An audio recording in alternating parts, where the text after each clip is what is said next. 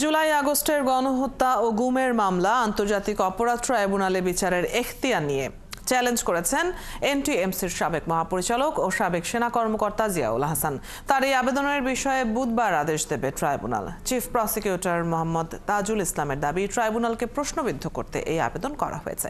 এদিকে জুলাই আগস্টে গণহত্যার ঘটনায় অভিযুক্ত ৩ পুলিশ সদস্যকে গ্রেপ্তার দেখিয়ে কারাগারে পাঠিয়েছে ট্রাইব্যুনাল। আরও জানাচ্ছেন সৈকত সাদিক।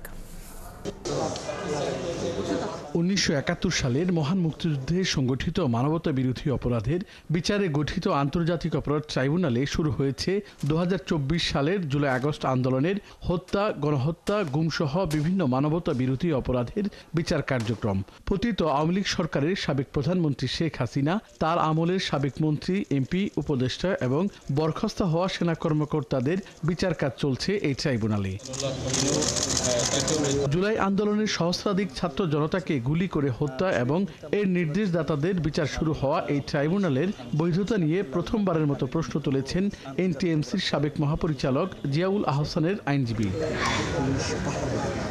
গুম, হত্যা, অপহরণ সহ একাধিক অভিযোগে কারাগারে থাকা সাবেক এই সেনা কর্মকর্তার পক্ষে আবেদনে বলা হয়েছে, যুদ্ধাপরাধের বিচারের জন্য গঠিত ট্রাইব্যুনালে জুলাই আগস্টের হত্যার বিচার কাজ চলতে পারে না। যুদ্ধের যে অপরাধী ছিল তাদেরকে বিচার করার জন্য এই ট্রাইব্যুনালটা গঠিত হয়েছিল এবং এখন যে এই ট্রাইব্যুনালে এখন যে বিচারটা হচ্ছে সেটা হচ্ছে জুলাই আগস্ট।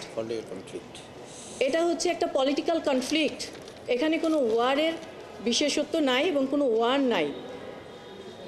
এই একটাই প্রশ্ন ছিল, যে সেই কারণে আমরা এই অ্যাপ্লিকেশনটা এখানে নিয়ে এসেছি, এই ট্রাইব্যুনালের কনস্টিটিউশনটাকে চ্যালেঞ্জ করে। শুধু তাই নয়, আন্তর্জাতিক অপরাধ ট্রাইব্যুনালের আইনের সংশোধন, বিচারকদের ক্ষমতা নিয়েও প্রশ্ন তুলেছেন এই আইনজীবী। আমাদের দেশের যে প্রচলিত আইন আছে সেই আইনে কিন্তু অলরেডি এই বিষয়গুলো নিয়ে কিন্তু মামলা হয়েছে এবং মামলা কিন্তু চলমান। বুধবার এই বিষয়ে আদেশ দেবেন ট্রাইব্যুনাল। ট্রাইব্যুনালের চিফ প্রসিকিউটর বলেছেন, বিচার নিয়ে প্রশ্ন এবং বিচারকদের বিব্রত করতেই এই আবেদন করা হয়েছে।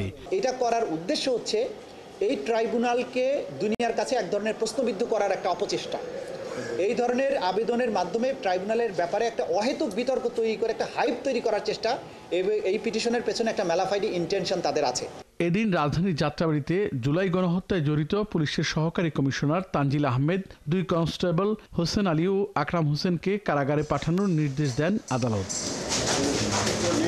সৈকত সাদিক, ৭১, ঢাকা।